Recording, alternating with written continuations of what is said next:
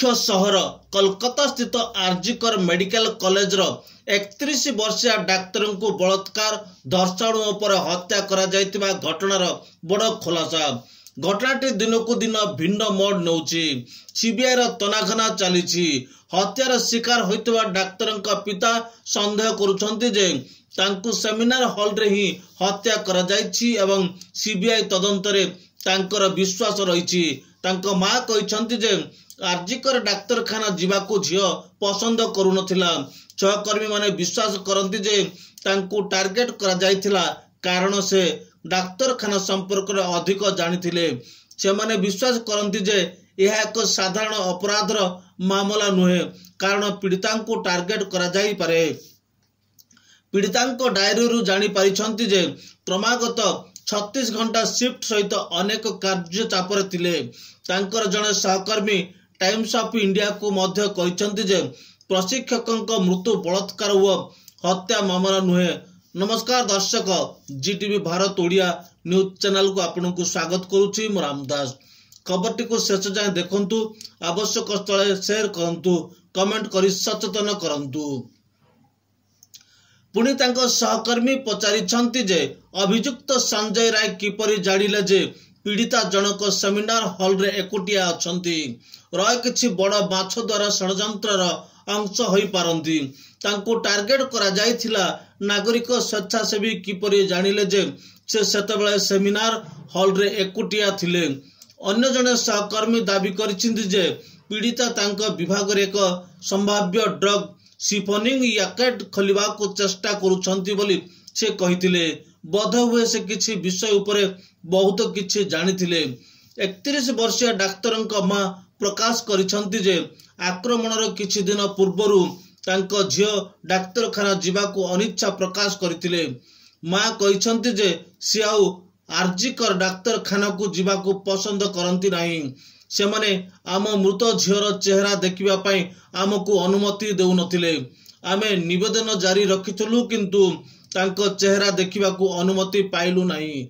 आमको कहा जायथिला जे जांच चलीछि। से माने आमको बहुत असुविधा रे पकाइले।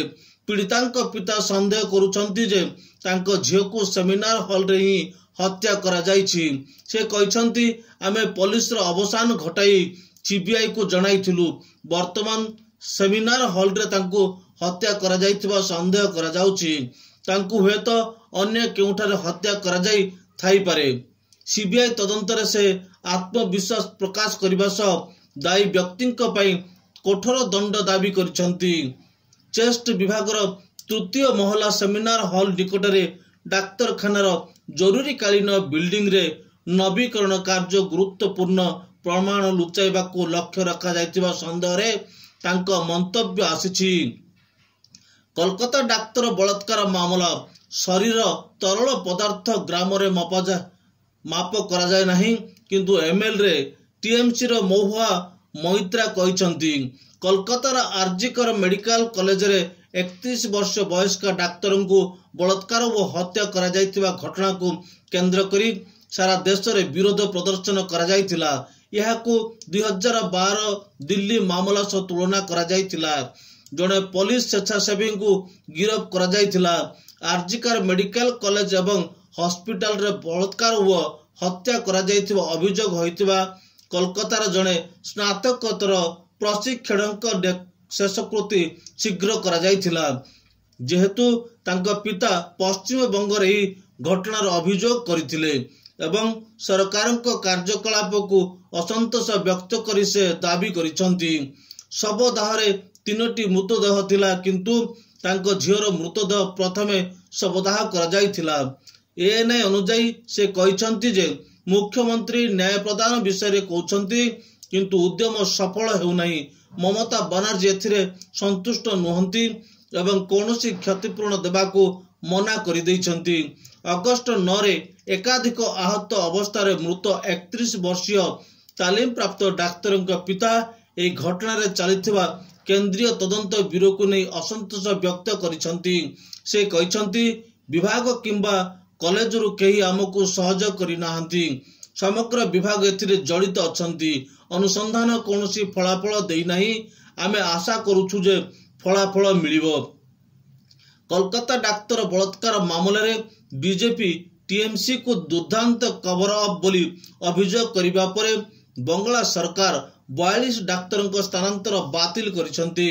कोलकाता डाक्तर बलात्कार मामलें शासन विरोध में तीव्र विरोधी प्रदर्शन करी अपराधी को रक्षा करिबा पय तृणमूल कांग्रेस टीएमसी पश्चिम बंग सरकार को डाक्तर एवं मीडिया हाउस उपरे कटकणा जारी करिछि। कोलकाता डाक्तर बलात्कार मामलें भारतीय जनता पार्टी बीजेपी अभियोग करिछि जे पश्चिम बंगर मुख्यमंत्री ममता बनर्जी न्याय पर स्वर उत्तोलन करथिबा अभियोग रे मोट 42 जन वरिष्ठ डाक्तरों को स्थानांतर करिसंती। बीजेपी मुखपात्र शहजाद पूनवाला दाबी करिसंती जे पश्चिम बंग एवं कोलकाता पुलिस अगस्ट 9 रे बलात्कार और हत्या करा जाइथिबा आरजीकर मेडिकल कॉलेज एवं हॉस्पिटल पोस्ट ग्रेजुएट ट्रेनिंग डाक्तरों पई न्याय दाबी करुथुवा विक्षोभकारी विरुद्ध रे आईनगत कार्यानुष्ठान पई चेतावनी दैछंती। बीजेपी अभियोग करिछि जे शासक विरुद्ध रे तीव्र विरोध प्रदर्शन मध्य तृणमूल कांग्रेस टीएमसी पश्चिम बंग सरकार को डाक्तर एवं मीडिया हाउस उपरे कटकणा जारी करी अपराधी को रक्षा करने को चेष्टा करुछि। खबर अनुसार स्थानांतरित 42 डाक्तर मध्य 2 जन हेउचंती डाक्तर संगीत पाल एवं डॉक्टर सुप्रिया दास जो माने पूर्वरु आरजीकर मेडिकल कॉलेज एवं हॉस्पिटल रे पोस्ट होइथिले जेउठारे कोलकाता भित्तिक तालीम प्राप्त डाक्तरों को अर्धनग्न शरीर मिलिथिला तांको पैंट खोला थिला हाथ भांगी जाइथिला।